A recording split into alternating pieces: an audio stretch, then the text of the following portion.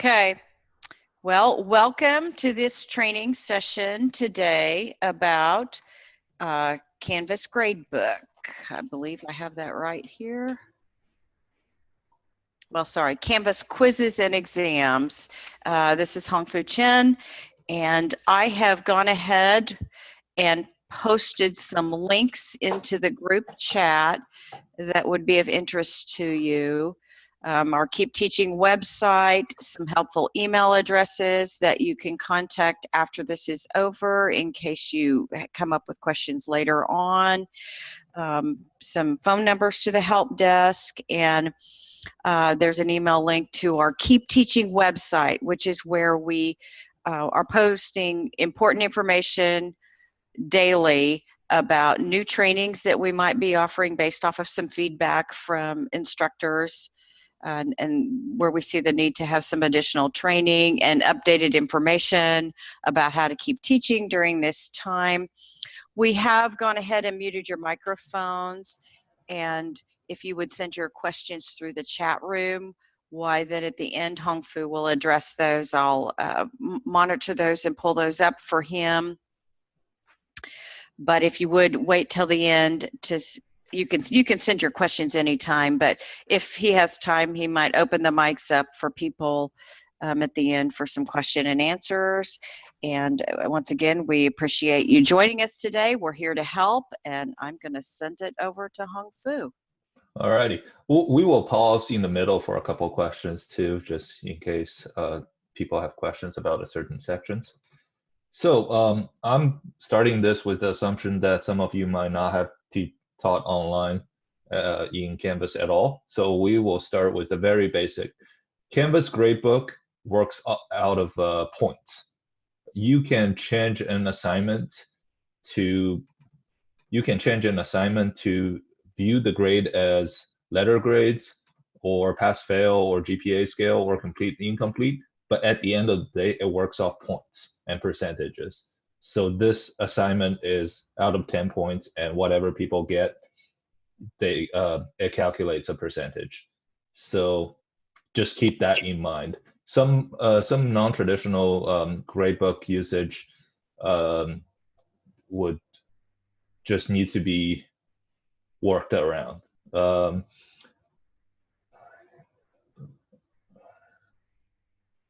For assignments, there's a way. Anything worth points will show up in the gradebook, and you can enter grades for things in the gradebook as long as the assignment is published. Unpublished assignment, you cannot click on the cell and enter the grades. If you want an assignment to be not in the gradebook but still be an assignment, there's this checkbox to do not count this assignment towards the final grades. And if you want a quiz to not count towards the final grades, you can just make it into a practice quiz and it will not be in the gradebook.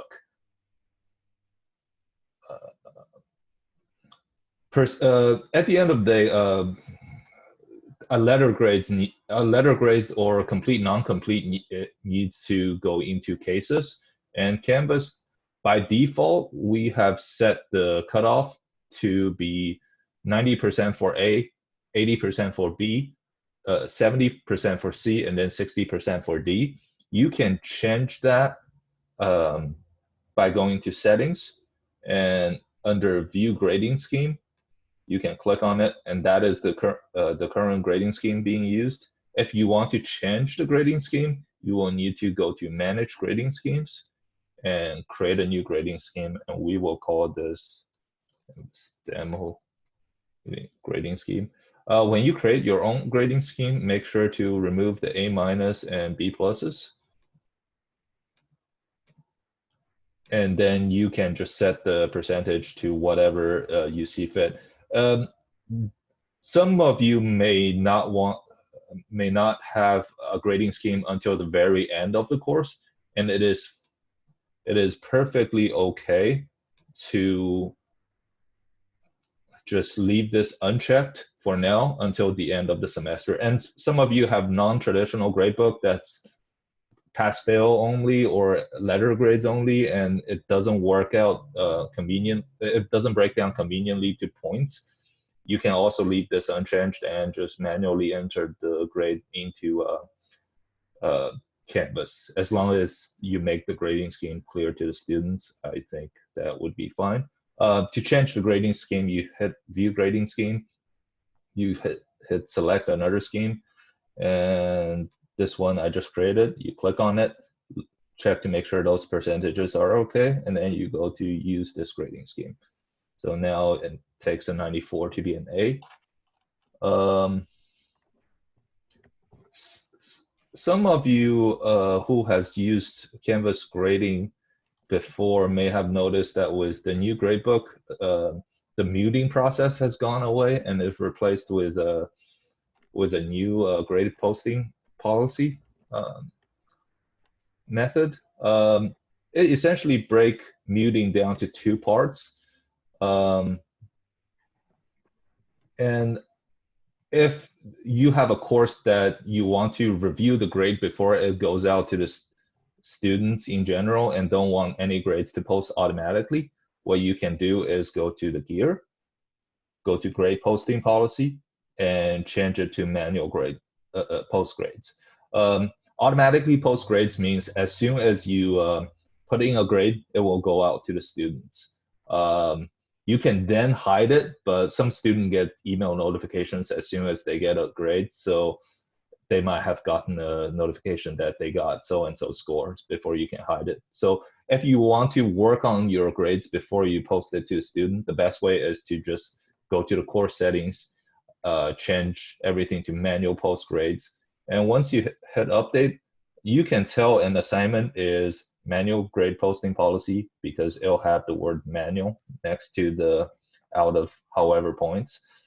Sometimes when there's a lot of assignment in the gradebook, it will be hidden. If you make it wider, it will always show up. Manual, you can, if you only have specific assignment that needs to be manual posting, grade posting, and others that can just automatically go out, you can toggle this on an assignment level as well. Say if I want this to be an automatic posting.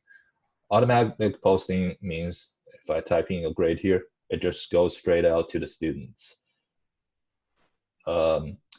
However, for this assignment, there's a manual posting policy. So if I start typing a number, this icon will show up.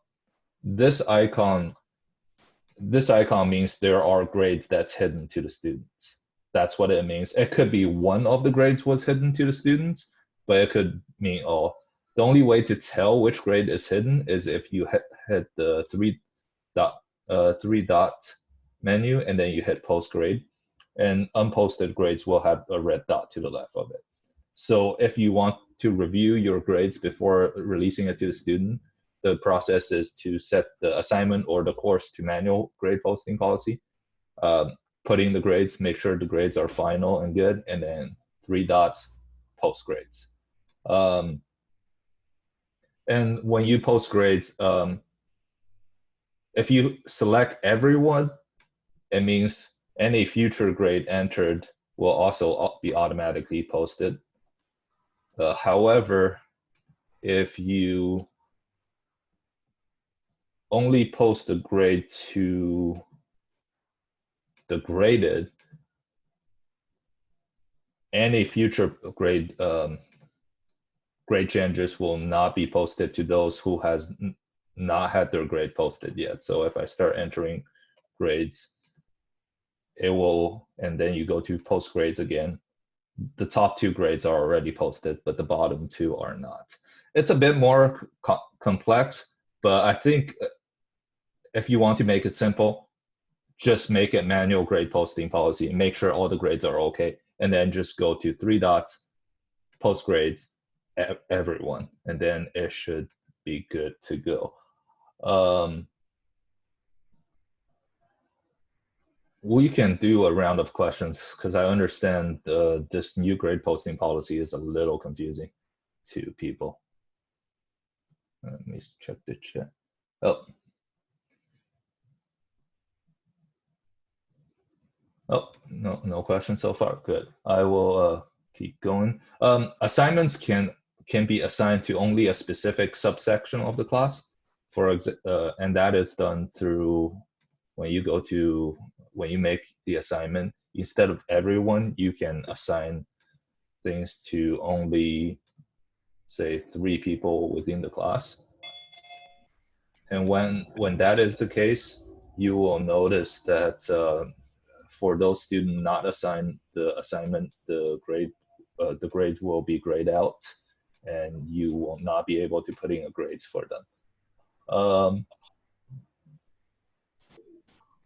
Some of the instructor do a thing where they drop the lowest X amount of score for an assignment category. Say they drop the lowest 2 homework, or they drop the lowest 1 test.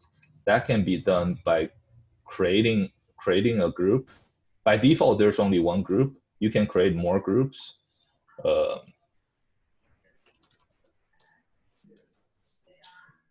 And they will have nothing in it by default. You move assignments into different group by using the 8 dot to the left of it, and then you can drag and drop them into different groups. To drop the lowest score in a group, you go to the 3 dots to the right of the group, and then you go to edit. And here you can drop the lowest, say, 1 score. You can also drop the highest score, but I'm not aware of anyone that uses it. You can also make an exception, like 1 assignment, it will never drop. That also works.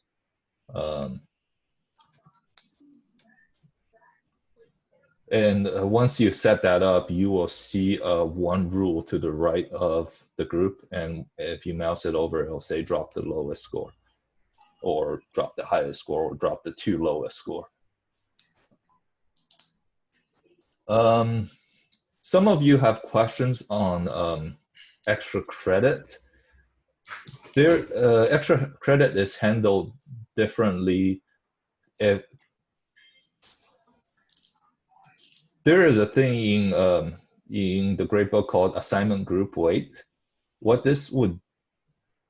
If this is not turned on, then what the gradebook is calculating the total on is adding all the denominators, all the 10s here together, and then add all the 100s here, and then add all the numerator, and then it's straight up division. So 1 homework is worth exactly 1/10 of test 1 point-wise. It's all very straightforward, but sometimes some instructors homework and test scores do not add up that neatly, and they say in the syllabus that homework is worth 33% of the course grade, regardless of how many points it is worth. You can do that by going to the 3 dots, assigning group weight, check this box, and you can make homework, say, 50% of the course grades, and test 50% of the course grade. This number can go over 100, but we will talk about that in a bit when we talk about extra credit. So right now, with homework set to be 50% of the point total and test set to be 50% of the point total, it really doesn't matter how many points test 1 has in relationship to homework 1. What it does is it takes all the denominators here and all the numerators here. It gets a percentage of everybody's homework grade, and that percentage is worth 50% of the course total. And it does the same thing for the tests. So in this context, point value only matters in relation to other assignments in the same category.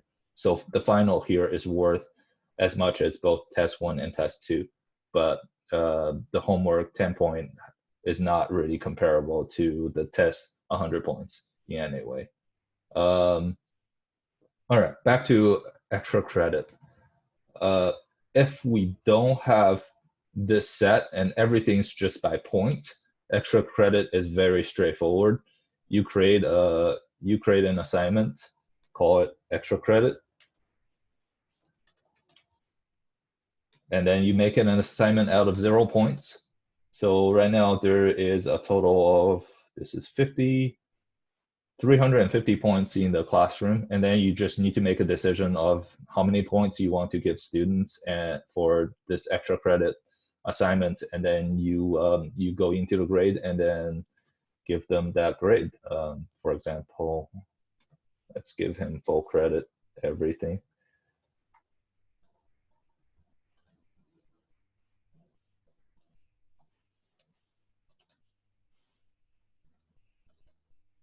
And he'll have a 106 out of 100 because it's 2 out of 340 points. Extra credit is a little bit more complex with assignment group weight turned on. There are 2 ways you can do this. One way is to have a 0-point assignment within a group. For example, what this does is it will, if you give them somebody 10 out of 0 in an extra credit point, it just increase their percentage within this group, and that will still count as 50% of the total grades. The other way would be to set this grade weighting to go over 100%. For example, you can make the other group worth 5% of the course grade. We'll just get rid of this extra credit for now. Keep in mind that any assignment group with that has a percentage that goes towards the final grade needs to have a calculable percentages. You can't have one 0-point assignment in this group because you can't divide by 0. So it can't calculate 5 out of 0.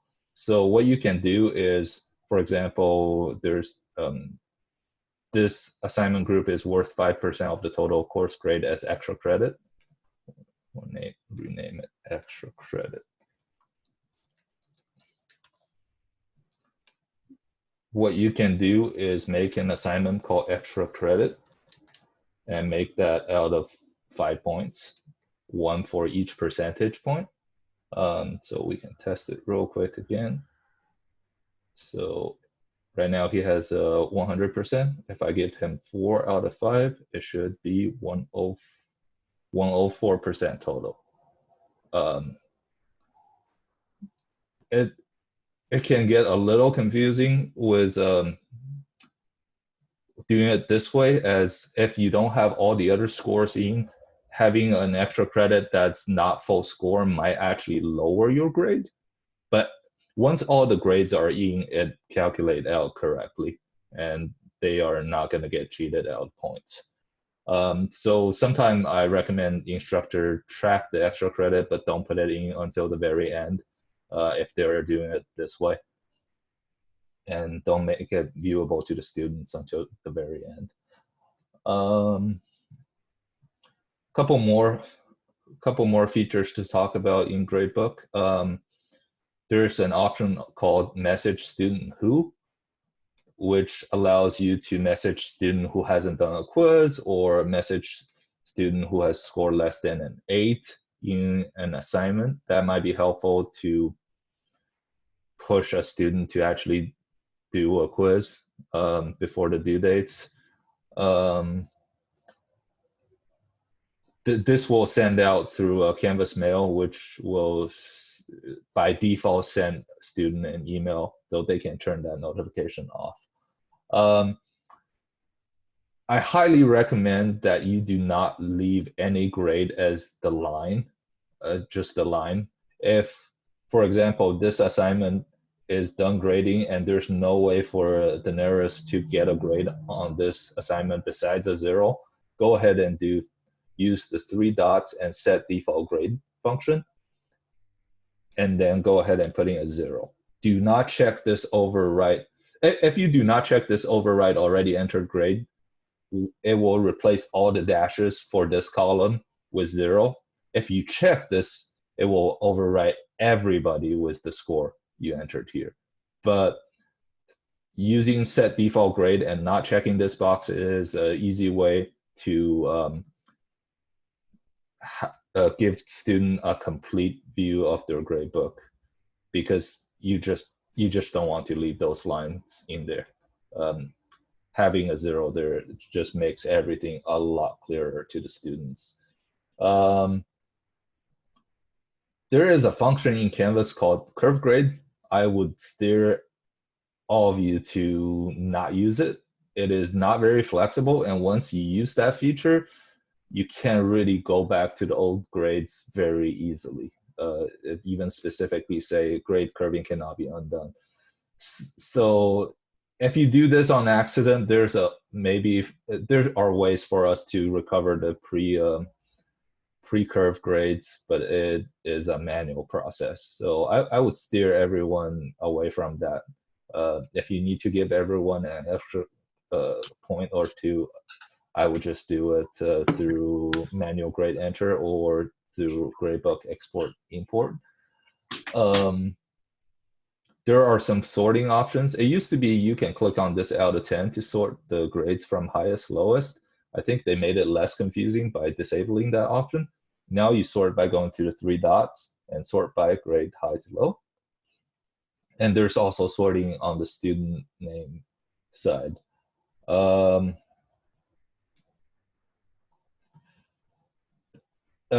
Most of you will have a column called WID that you're used to seeing the student's WID in. We have disabled that process this semester, and it will not populate. It's not populating, and that column will not get created for fall 2020 classes, because new gradebook allows you to view the WID straight from the gradebook natively. What you want to do is hit the 3 dot button, go to secondary information, and then go to SISID. Those are fake students, but for normal students, it will show their WID number that starts with an 8. That's about it for gradebook basics. Any questions? Hongfu, we don't have any questions yet through the chat. If I see some more come through, I'll let you know. Gotcha. I don't really have. We can talk about gradebook export real quick. Actually, you can import and export gradebook by going to actions and then export. It will download as a CSV file that looks like this. If you have a large class and you want to move everybody's grade up by 1 and you're familiar with Excel, this would be a great way of doing it. You need the left 5 most columns. Those are identifying informations, but on the right side, you should be able to just edit those numbers. For example, we will delete those columns for now. And you can do something like, this is that +1. And you can just paste the value back in and get rid of those columns. And once you import the gradebook back, I'll show you what happens when you copy the gradebook back. Also, if you have a lot of score that does not natively live within Canvas that you have on a spreadsheet, you can enter a new assignment this way. All you need to do is create a new column called new assignment, or whatever you want to call the assignment. Specify the point value, and you can type in scores underneath, and I will show you what happens when you import it. So make sure it still saves as a .csv, and you have those leftmost columns. And once you import,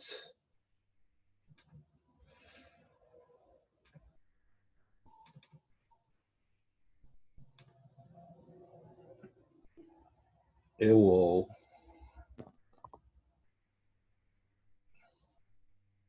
prompt you to handle the new column, hopefully sooner than later. So the new column with the text new assignment I just created, it doesn't know how to handle it. It asks you what it is. You can make it a new assignment. You can tell it to ignore it. You can have it replace one of the existing assignment, which I would not recommend unless the point possible lines up. So we're going to make it a new assignment. This outlines what it's changing. It's changing the homework one to give everyone 1 extra point, and it's creating a new assignment and then giving them those amount of points. Grade import takes a while. Once this process is done, walk away for about 5 minutes, and once you refresh the page,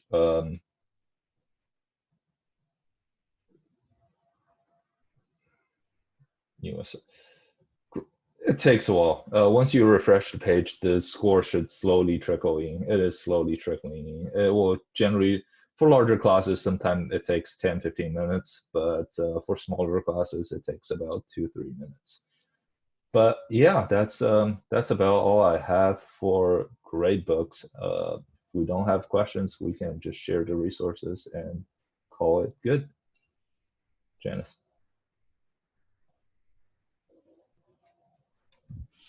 Hongfu, would you want to open their mics up, and if Yeah, sure. some of them had some questions, maybe they could ask you?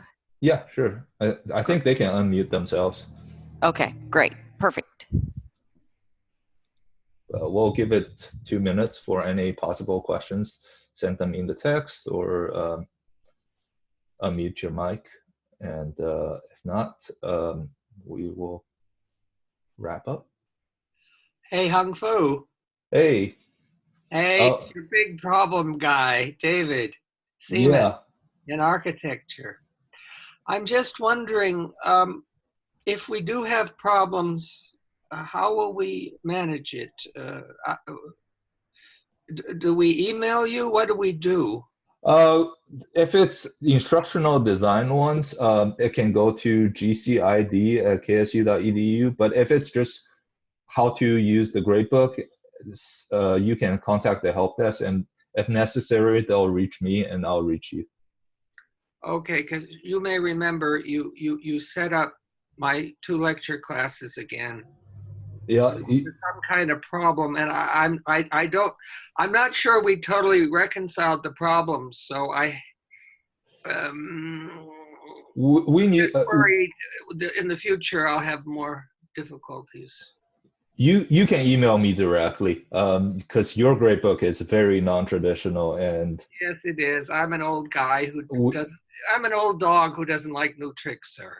We will talk about how you want to handle it. Shoot me an email with your GTA, and then we'll go from there. Yeah, I don't know if Prajatka's on here or not today.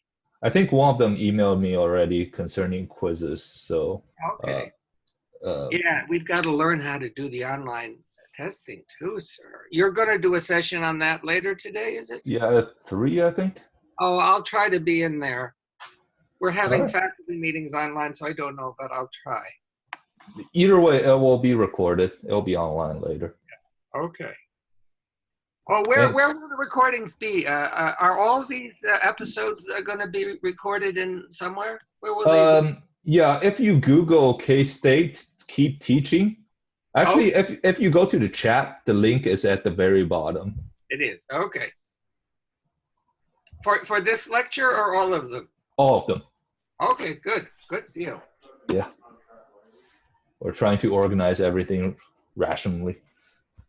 Yeah. Yes, yes. Everything will be, all the videos, help, detailed information are all at that Keep Teaching website. And then we have a specific training document there as well on that website. So yes, we're trying to put everything in one location so you don't have to go search around to find it.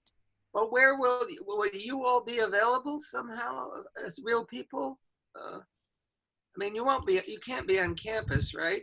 Or can you, because you're tech and that's special now? No one is allowed on campus. So there's some email addresses embedded in the chat session there. And then contacting the K-State Help Desk will always get you, they can help you if you want to send them an email. And are they at home? Where will they be? They're all working remotely, but okay. the structure is still there. Does everybody have enough equipment at home to do all this? It seems like you'd need some special stuff, no? Most of them seems to be handled. It's day one, but we're handling it. Okay. All right. Just wondering.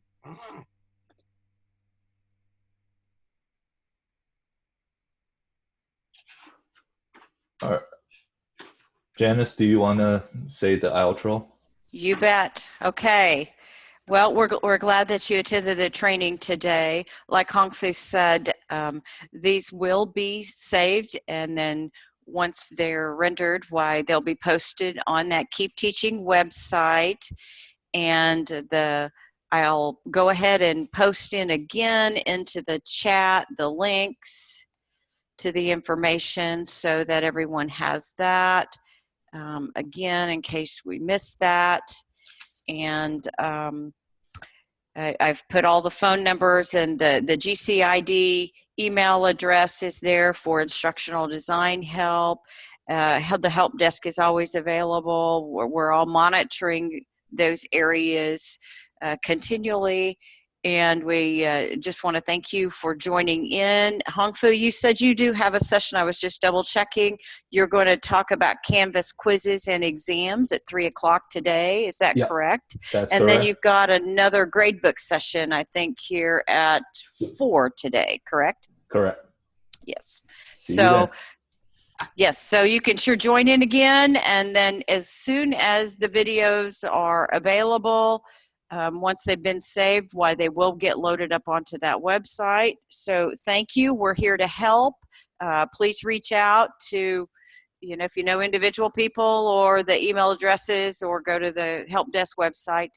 We want to make sure that everyone knows that we're here to help, and we'll do our best to get through the situation. Is there some way you can send that chat message system as an email? I will shoot you an email after this. Oh, you're a good guy. He's a great guy. I tell you, I love this guy.